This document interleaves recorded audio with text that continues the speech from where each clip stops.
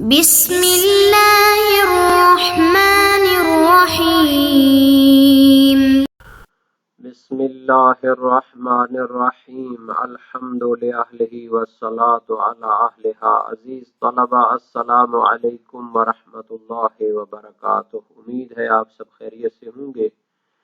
شرح الاول کتاب الصلاۃ نماز مسافر کے بارے میں بحث ہے۔ قصر کے لیے حد ترخص سے گزرنے کی شرط ہے، تب مسافر جا کر اپنی نماز کو قصر پڑھے گا۔ کتاب الصلاۃ فصل دہم نماز مسافر کے احکام زیر بحث ہیں۔ مسافر کی نماز قصر ہونے کی شرائط بیان ہو رہی ہیں۔ حد ترخص سے گزرنے کی شرط اساسی ہے۔ مذکورہ شرط میں فقہی نظریات کا جائزہ لیا جائے گا۔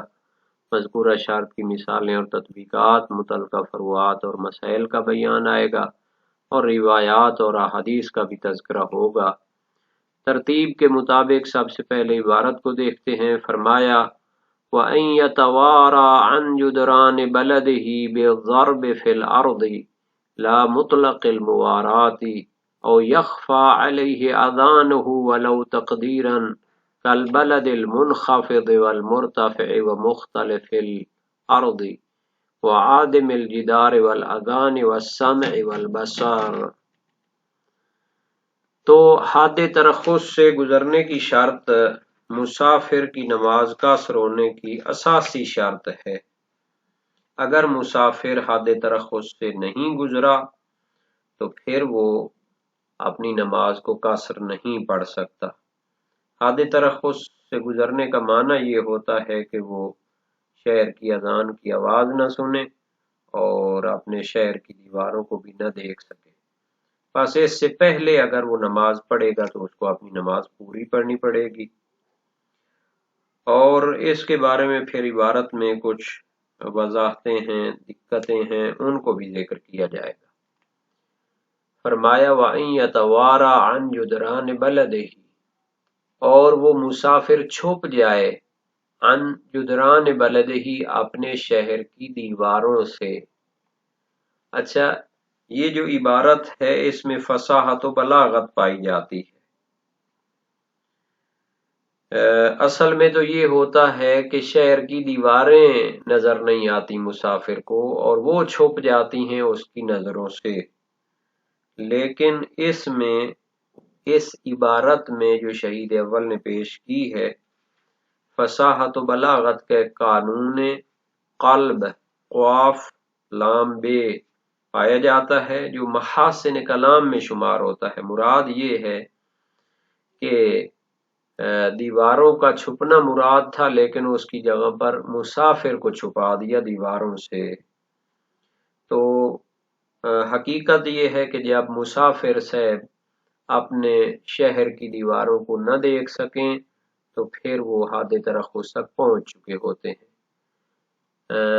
بالضرب فی الارض، شہید ثانی فرماتے مراد یہ ہے کہ زمین میں سفر کرنے کی وجہ سے مسافر اتنا دور چلا جائے کہ وہ اپنے شہر کی دیواروں کو نہ دیکھ سکے۔ لا مطلق الموارات، ہر قسم کا نہ دیکھنا اور چھپ جانا دیواروں کا اس سے وہ کافی نہیں ہے۔ مثال کے طور پر تاریکی ہے، رات کا وقت ہے اور وہ اپنے شہر کی دیواروں کو نہیں دیکھ سکتا، تو یہ تو معیار نہیں ہوگا، بلکہ معیار یہ ہے کہ سفر کرتے ہوئے اتنا دوری پر پہنچ جائے کہ اگر سورج نکلا ہوا ہو، موسم صاف ہو، مطلع صاف ہو، تو پھر اتنی دوری پر پہنچ چکا ہے کہ اس میں ایک عام آنکھ سے اس کو نہیں دیکھا جا سکتا دیواروں کو۔ تو یہ ایک وضاحت تھی کہ دیواروں کا مسافرت کی وجہ سے اس سے چھپ جانا مراد ہے، نہ کہ جناب علی کسی اور سبب سے اس کا چھپ جانا، مطلع صاف نہ ہونے کی وجہ سے، تاریکی کی وجہ سے چھپ جانا وہ کافی نہیں ہے۔ او یخفی علیہ اذانہ، اور دوسرا معیار جو یہاں بیان ہوا ہے حد ترخص کا، وہ یہ ہے کہ چھپ جائے اس مسافر سے اذانہ، شہر کی اذان، یعنی اتنا دور چلا جائے کہ شہر کی جو اذان ہے وہ اسے سنائی نہ دے۔ اور وہ بھی ظاہر ہے کہ دوری کی وجہ سے، نہ یہ کہ مثلا اس کے کان خراب ہیں یا مثلا ایسا موسم ہے کہ جس میں دور تک آواز نہیں جاتی۔ ولو تقدیرن، یہ دیواروں کے چھپنے میں بھی شرط ہے اور یخفا اذانہ میں بھی شرط ہے۔ ولو تقدیرن سے مراد یہ ہے کہ اگرچہ مسافر سے دیواروں کا چھپنا اور اذان کا چھپنا تقدیری ہو نہ تحقیقی، جیسا کہ خود انہوں نے مثالیں دی ہیں۔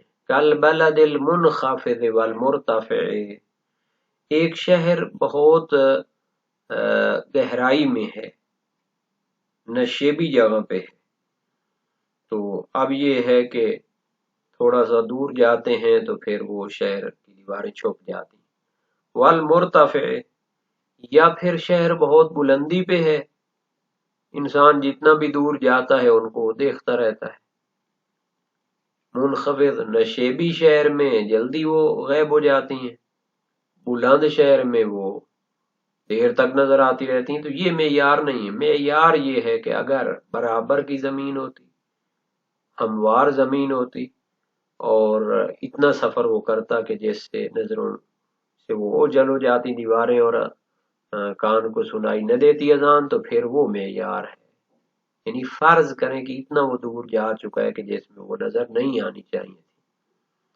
ومختلف الارض، یا زمین جو ہے نا جی کیا ہے، وہ اوپر نیچے ہے، اس میں نشیب و فراز پایا جاتا ہے، تو بھی اس میں جلدی بھی چھپ سکتی ہے یا کیا ہے دیر تک بھی پہنچ سکتی ہے اذان یا دیوار کی دیکھنا۔ معیار تقدیری ہے کہ اتنا دور چلا جائے کہ جس میں اس کو اذان بھی سنائی نہ دیتی اگر برابر زمین ہوتی، اور دیواریں بھی دکھائی نہ دیتی، اذان سنائی نہ دیتی۔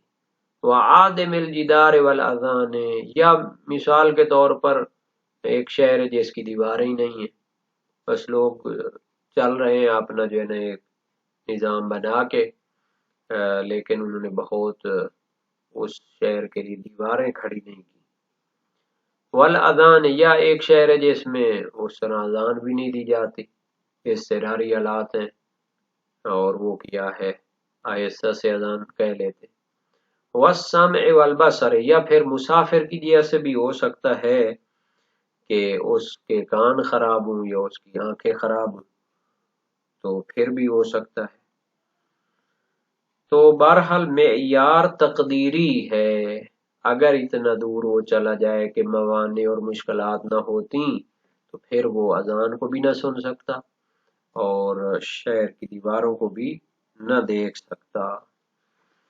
اس کو کہتے ہیں حد ترخص تک پہنچ جانا، اس کے بعد اس کی نماز قصر ہوگی۔ حد ترخص کے بارے میں شہرت عظیمہ پائی جاتی ہے کہ جب تک مسافر حد ترخص کو کراس نہ کرے تو وہ نماز قصر نہیں کر سکتا۔ اس پر نصوص بھی دلالت کرتی ہیں، بعض نظریات کی طرف بھی اشارہ کرتے ہیں۔ علی بن بابوی کا نظریہ یہ ہے کہ یوں ہی گھر سے باہر نکلے تو پھر انسان جب سفر پہ جا رہا ہے تو پھر قصر پڑھ سکتا ہے اگرچہ حد ترخص کراس نہ کی ہو۔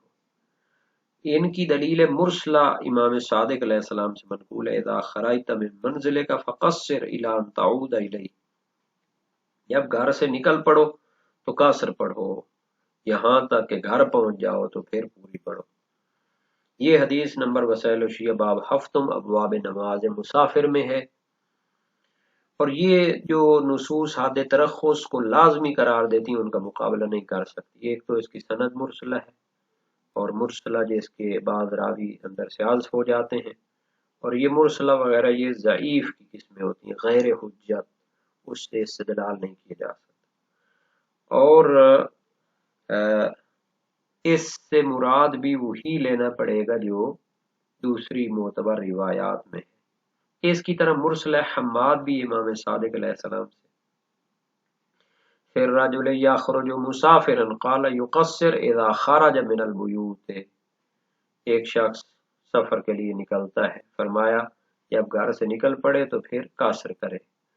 تو اس سے مراد بھی بیوت وہ شہر کے بیوت ہیں، نہ کہ خود اس کا اپنا گھر، یہ تعویل کرنی چاہیے۔ تو مراد یہ ہے کہ شہر کی دیواریں مخفی ہو جائیں اور وہ ان سے نکل گیا ہو، ان کی حدود سے۔ اسی طرح اگر وہ مسافر ہو تو وہ اپنی نماز قصر پڑھتا رہے گا یہاں تک کہ وہ حد ترخص کے اندر پہنچ جائے، تو پھر اپنی نماز مشہور کے نظریے کے مطابق پوری پڑھے گا۔ دلیل کیا ہے؟ صحیح ہے حماد ہے امام صادق علیہ السلام سے، المسافر یقصر حتی یدخل المصر، مسافر اپنی نماز قصر پڑھتا رہے گا حتیٰ کہ شہر میں داخل ہو جائے۔ وسائل الشیعہ باب ہفتم میں ہے۔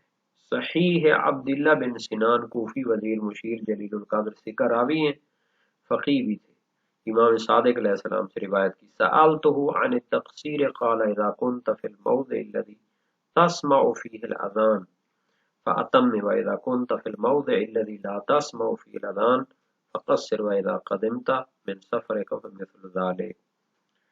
میں نے امام سے قصر پڑھنے کے بارے میں سوال کیا، فرمایا جب تم ایسی جگہ پر پہنچ جاؤ جس میں اذان سنائی دیتی ہے تو پھر اس وقت تک پوری پڑھتے رہو، اور جب ایسی جگہ پہنچ جاؤ کہ جس میں اذان سنائی نہ دے تو نماز قصر پڑھو، اور جب سفر سے واپس آؤ تو بھی اسی طرح معیار ہے، جہاں پر اذان سنائی نہیں دیتی قصر ہے، جب سنائی دینے والے مقام پر آ جاؤ تو پھر وہاں پر پوری پڑھو۔ صحیح حماد ہے امام صادق علیہ السلام سے، فرمایا اذا سمع الاذان اتم المسافر، ہو جب اذان سنائی دے تو پھر کیا ہے، جب مسافر اذان کو سنے تو مسافر پوری نماز پڑھے، کیونکہ ابھی وہ حد ترخص کے اندر ہے۔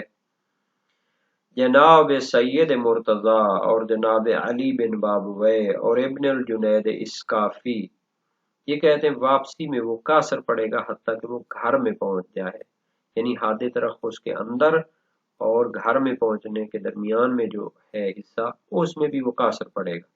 ان کی دلیل کیا ہے؟ صحیح ہے عیس بن القاسم جلیل القدر ثقہ راوی امام صادق علیہ السلام سے روایت کرتے ہیں، فرمایا لا یزال المسافر مقصرا حتی یدخل بیتہ، مسافر اپنی نماز مسلسل قصر پڑے گا حتیٰ کہ گھر کے اندر داخل ہو جائے۔ وسائل الشیعہ باب ہفتم میں۔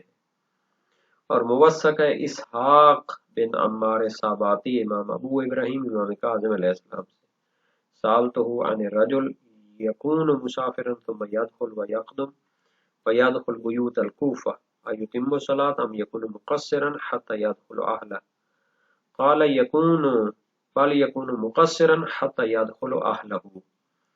میں نے مسافر شخص کے بارے میں سوال کیا جو آتا جاتا ہے اور بیوت کوفہ میں داخل ہو جاتا ہے، یعنی شہر کی حدود میں داخل ہو جاتا ہے، کیا وہ نماز پوری پڑھے یا قاصر پڑھے حتیٰ کہ اپنے گھر پہنچ جائے؟ فرمایا وہ نماز قاصر پڑھے گا حتیٰ کہ اپنے گھر میں پہنچ جائے۔ صحیح معاویہ بن عمار صاباتی ہے، اس کا فرزندی ہے، امام صادق علیہ السلام سے، ان اہل مکہ اذا زاروا البیت ودخلوا منازلهم اتموا واذا لم يدخلوا منازلهم قصروا، اہل مکہ جب خانہ کعبہ کی زیارت کرتے ہیں اور اپنے گھروں میں داخل ہوتے ہیں تو پوری پڑھیں، جب اپنے گھروں میں داخل نہ ہوں تو قاصر پڑھیں۔ اور اس کے علاوہ مرسل صدوق بھی اس معنی میں ہے۔ ریاض المسائل میں جناب سید علی طباطبائی فرماتے ہیں لولا الشہرۃ مرجحۃ المرجحۃ للادلۃ الاولی لکان المسیر الی هذا القول فی غایۃ القوہ لاستفاضۃ نصوصہ وصحۃ اکثرها وظہور دلالتها،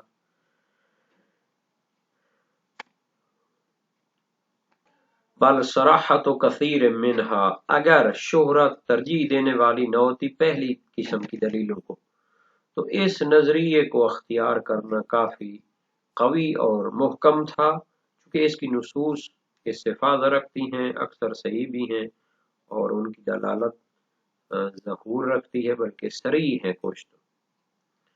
اس لیے احوط یہ ہے کہ جم کی جائے قصر و تمام میں، اگر علاقے کے اندر پہنچ جائے لیکن آپ نے گھر کے اندر نہ پہنچا ہو، اور پہلے قسم کی روایت پر عمل کرنا اقویٰ ہے، چونکہ مشہور نے دوسری قسم کی روایات سے اعراض کیا ہے۔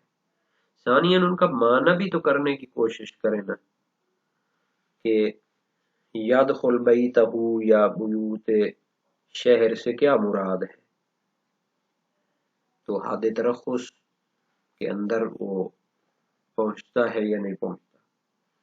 بہرحال حد ترخص کیا ہوتی ہے؟